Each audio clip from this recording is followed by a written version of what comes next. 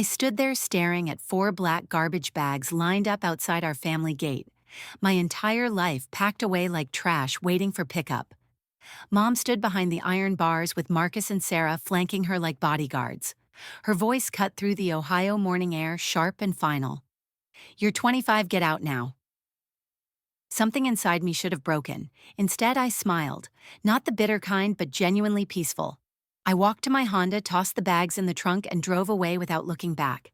No tears, no begging, no drama.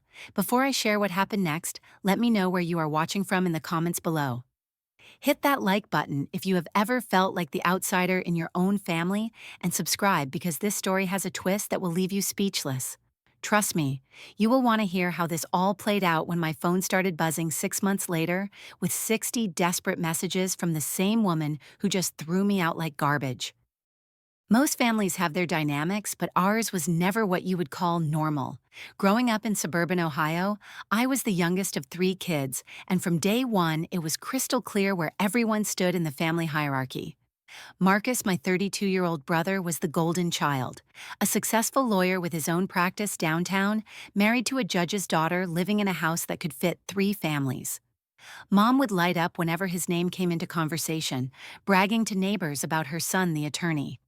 Then there was Sarah, 29, and a pediatrician at Cincinnati Children's Hospital. She married a wealthy surgeon and lived in a mansion in the hills with their twin boys.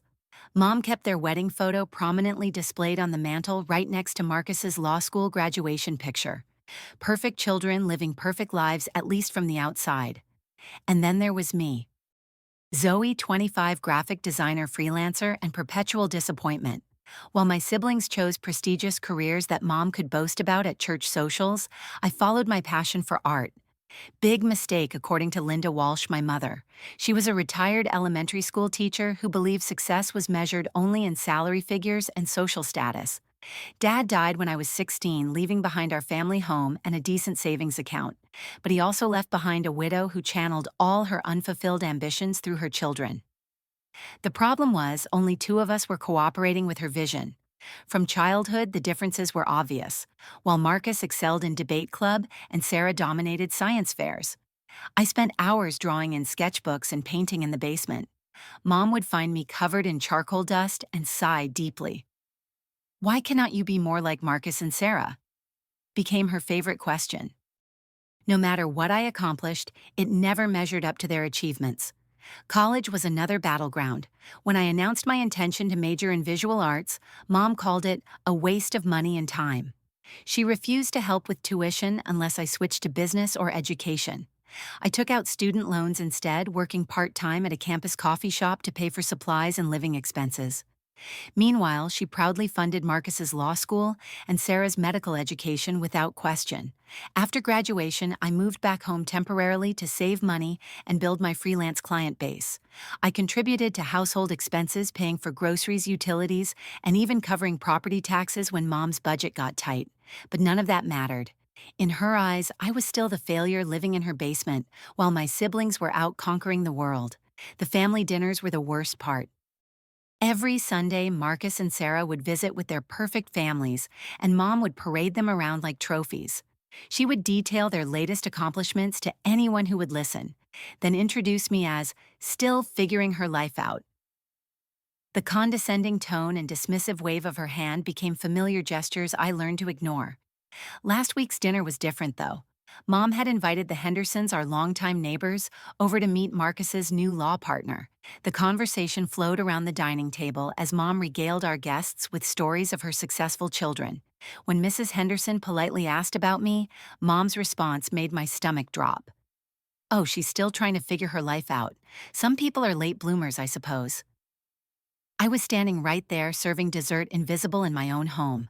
The casual cruelty of that moment crystallized 25 years of feeling inadequate and unwanted. That night, I made a decision that would change everything. I started apartment hunting online, browsing listings for studio spaces downtown where I could live and work. 3 days later, I found it. A beautiful loft space with huge windows and exposed brick walls, perfect for both living and creating. The rent was reasonable, and the landlord loved that I was an artist. I signed the lease that afternoon, planning to tell my family over dinner the next evening, but I never got the chance. I woke up that morning to find my belongings stuffed into garbage bags and my family waiting at the gate with eviction notices written on their faces. Moving into my studio apartment felt like stepping into a completely different life. The space was small, just 800 square feet, but it was mine. Sunlight poured through floor-to-ceiling windows, illuminating every corner with golden warmth I had never experienced in my childhood home. For the first time in my adult life, nobody was there to criticize my choices or compare me to anyone else. I arranged my art supplies by the windows, creating a workspace that actually inspired creativity instead of hiding it. My paintings, which had been stored in the basement for years, finally found their place on the walls. The apartment transformed into a reflection of who I really was, not who my family thought I should become. The silence was incredible. No more passive-aggressive comments during breakfast, no more listening to mom brag about my siblings while dismissing my accomplishments. I cooked my first dinner in the tiny kitchen, a simple pasta dish that tasted like freedom. Nobody criticized the recipe or suggested improvements.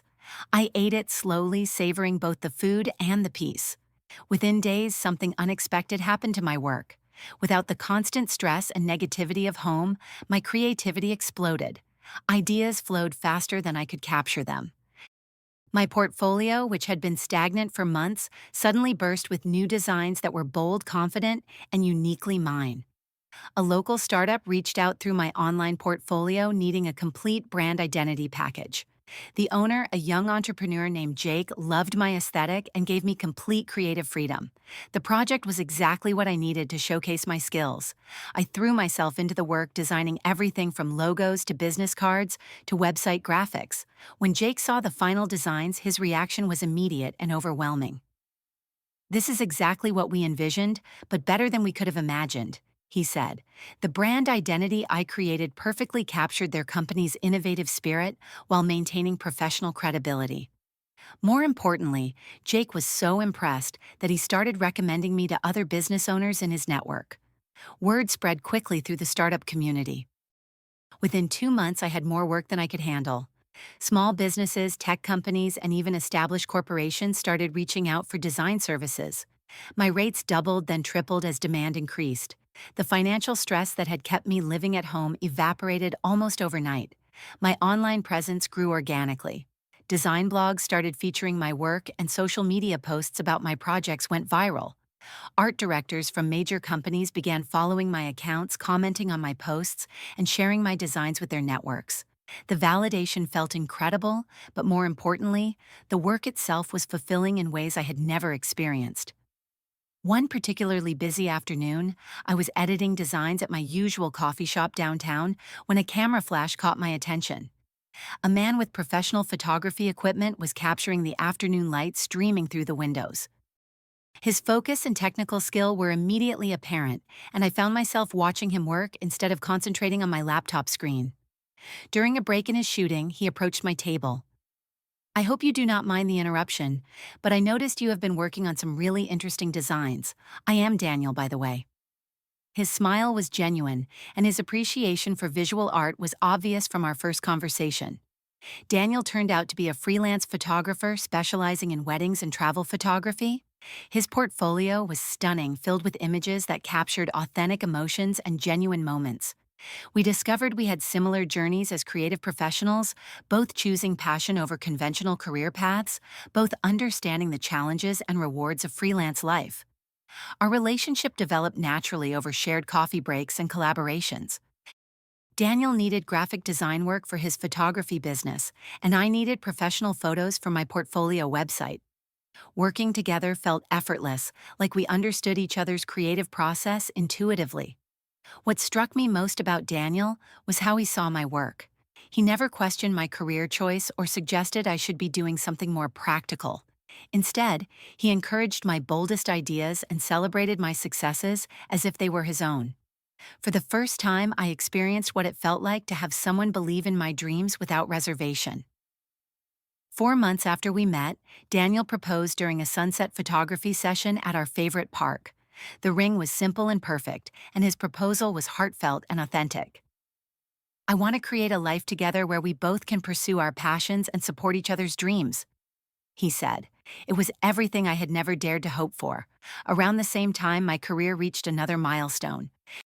An advertising agency in California offered me a position as art director with a starting salary of $85,000 per year. The opportunity represented everything I had worked toward, a chance to lead creative projects for major brands while building a reputation in the industry. My life had completely transformed in just 6 months. I had love, career success, financial security, and most importantly, the self-confidence that comes from proving your worth to yourself. The girl who had been thrown out like garbage had built something beautiful from nothing. But then my phone started buzzing with messages I never expected to receive. The first text arrived on a Wednesday morning while I was reviewing design concepts for a major client presentation. My phone buzzed once, then again, then continuously until I finally picked it up to see what was happening. Mom's name appeared on my screen, connected to message after message flooding my notifications. "Zoe, where are you? I need to talk to you. Please call me back when you get this. I have been trying to reach you for weeks. Your brothers are asking about you constantly. I made a mistake that day, and I want to fix things between us." The messages kept coming throughout the day, each one more desperate than the last. By evening, I had received 37 texts and 12 voicemails. Mom's tone shifted from politely apologetic to increasingly frantic as hours passed without a response from me. "I should not have thrown your things out like that. You are my daughter, and I love you. Please come home so we can work this out. I realize now how much you contributed to this family. We need to have a serious conversation about what happened." The next day brought another wave of messages, but these had a different energy. The politeness disappeared, replaced by the familiar manipulation tactics I remembered from childhood. "How can you abandon your own mother like this? After everything I have done for you, this is how you repay me. I raised you to be better than this selfish behavior." But then came the message that changed everything. "Please, I need you. Something happened, and I do not know what to do anymore." The desperation in those words was unlike anything I had ever heard from my mother. Despite everything, curiosity got the better of me. I called Sarah that evening, needing to understand what crisis could make our proud mother sound so broken. My sister answered on the first ring as if she had been waiting for my call. Her voice was tired and strained in a way that immediately set me on edge. "Zoe, thank God you called. Things have been falling apart since you left." Sarah's confession came pouring out like water through a broken dam. Marcus, the golden child, was being investigated for embezzlement at his law firm. Apparently, he had been stealing from client accounts to fund his expensive lifestyle and gambling addiction nobody knew existed. The investigation became public knowledge, destroying his reputation overnight. His law firm immediately terminated his partnership and filed criminal charges. His wife filed for divorce, taking their house and most of their assets. Within weeks, Marcus went from successful attorney to unemployed defendant facing potential prison time. Sarah's perfect life was crumbling too. Her surgeon husband had been having an affair with a colleague for over a year. When Sarah discovered the relationship, she learned he had also been hiding massive debt from failed investments. Their mansion was being foreclosed on, and she was fighting for custody of their twin boys while dealing with her own emotional breakdown. Both of my siblings had moved back to Mom's house with their children, turning the 4-bedroom home into an overcrowded refuge for broken dreams. Mom was suddenly responsible for feeding and housing 7 people on her modest retirement income. The property taxes had increased significantly, and the mortgage still had 8 years of payments remaining. "She finally realizes how much you contributed financially," Sarah admitted quietly. "You were the only one actually helping with bills and expenses. Marcus and I just came for Sunday dinners and praise, but you were the one keeping the household running." The irony was staggering. The daughter they had dismissed as unsuccessful was the only one who had actually been supporting the family. While they were celebrating Marcus's legal career, he was stealing money from clients. While they were admiring Sarah's medical success, her marriage was disintegrating from neglect and poor financial decisions. "Mom wants to apologize and ask you to come home," Sarah continued. "She knows she made a terrible mistake, and she is hoping you will help us figure out how to save the house." The request hung in the air between us, heavy with expectation and desperation. I listened to everything Sarah told me, processing the complete reversal of our family's circumstances. 6 months ago, I was the failure living in their basement. Now I was their potential salvation, the only family member with stable income and good credit. The same people who had treated me like a burden now needed me to rescue them from consequences of their own choices. After Sarah finished explaining the situation, I shared my own news. I told her about the engagement to Daniel, the successful freelance business, and the art director position in California. I described the life I had built from nothing, the financial security I had achieved, and the happiness I had found with someone who valued me for exactly who I was. I am not coming back to be your family's solution, I said quietly. You all made it clear I was not welcome when things were good. Now that you need me, suddenly I am family again. The words felt powerful, leaving my lips years of suppressed frustration finally finding their voice. Sarah tried to argue, explaining how much Mom regretted her actions and how desperate their situation had become, but I had already made my decision. If Mom wants a relationship with me, it cannot be built on financial need. It has to be because she genuinely wants her daughter in her life. I told Sarah I would maintain contact with her, but I blocked Mom's phone number that night. The constant messages and emotional manipulation had to stop.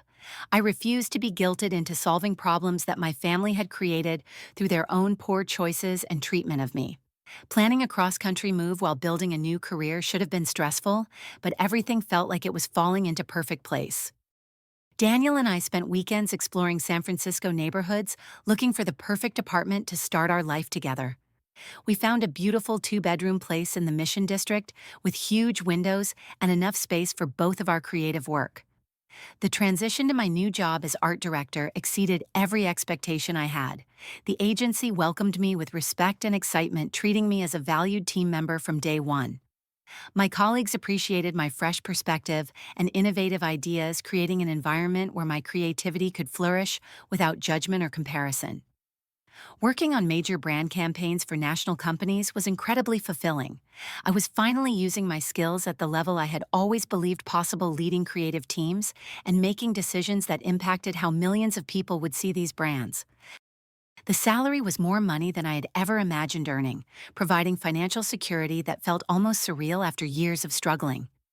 Our apartment overlooked the city with views of the Golden Gate Bridge visible from our bedroom window. Daniel converted the second bedroom into a photography studio while I set up a design workspace in the living area. For the first time, we both had professional quality creative spaces in our own home. Wedding planning became a joyful collaboration rather than a stressful obligation. We decided on a small ceremony in Golden Gate Park with close friends and Daniel's family, who had welcomed me with warmth and genuine affection. The simplicity felt perfect, focusing on our commitment to each other rather than impressing anyone else. About a year after I had moved to California, Sarah called with an unexpected request. She was planning to visit San Francisco for a medical conference and wanted to see me.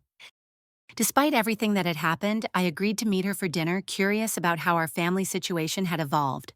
Seeing Sarah again was both familiar and strange.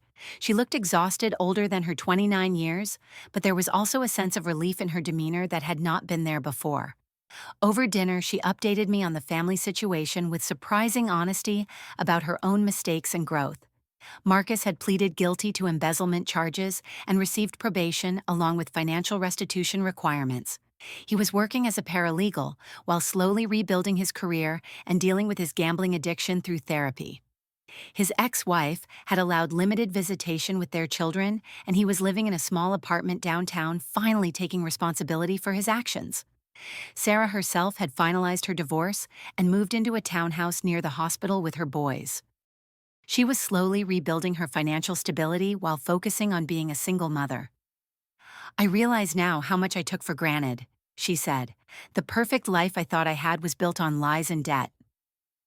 But the biggest change was in Mom. According to Sarah, losing all three of her children to various crises had forced her to confront her own behavior and priorities. She had started therapy and was working on understanding how her treatment of me had been unfair and harmful. She talks about you constantly, Sarah admitted. Not about needing your help financially, but about regretting how she treated you. She keeps saying she threw away the daughter who loved her most unconditionally. The words stirred emotions I thought I had resolved, but I maintained my boundaries. Sarah asked if I would consider reconciling with Mom, possibly inviting her to my upcoming wedding. She wants to apologize properly and rebuild a relationship with you, she said. Not because she needs anything, but because she finally understands what she lost. I listened carefully to everything Sarah shared, but my response was firm and clear. I forgive her for how she treated me, but forgiveness does not mean going back to old patterns. If she wants a relationship with me, it has to be built on mutual respect and recognition of my worth as her daughter. I told Sarah that Mom was welcome to attend my wedding, but she would need to respect my boundaries and my new life. I would not tolerate any criticism of my choices or comparisons to my siblings. If she could accept me as an equal family member, rather than a disappointment to be fixed, then we could slowly rebuild our relationship. The wedding day arrived with perfect California sunshine and surrounded by people who genuinely celebrated our happiness.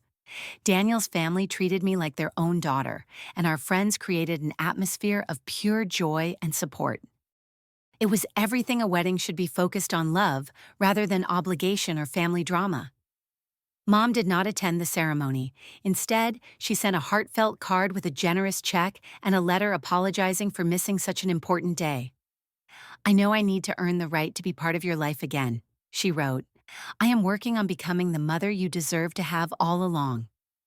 Standing there with Daniel, surrounded by people who loved and supported us unconditionally, I realized something profound about family and belonging. The people who truly matter are those who see your worth from the beginning, not those who only appreciate you when they need something.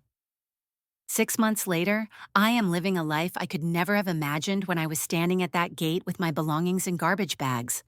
My career is thriving, my marriage is built on mutual respect and shared dreams, and I have found peace with my family situation. Sometimes walking away is not giving up, it is choosing yourself when nobody else will. The little girl who once desperately wanted her mother's approval has grown into a woman who knows her own worth. I learned that happiness cannot be built on other people's validation, and that sometimes the greatest gift you can give yourself is the freedom to become who you are meant to be. What would you do if your family threw you out, but then begged you to come back when they needed help? Share your thoughts in the comments below and let me know if you think I made the right choice. If this story resonated with you, please give it a like and subscribe for more real-life stories about finding strength in difficult situations. Share this video with someone who might need to hear that their worth is not determined by other people's opinions. Thank you for listening to my story, and remember that sometimes the best thing you can do for yourself is choose your own path, even when it leads you away from the people you love most.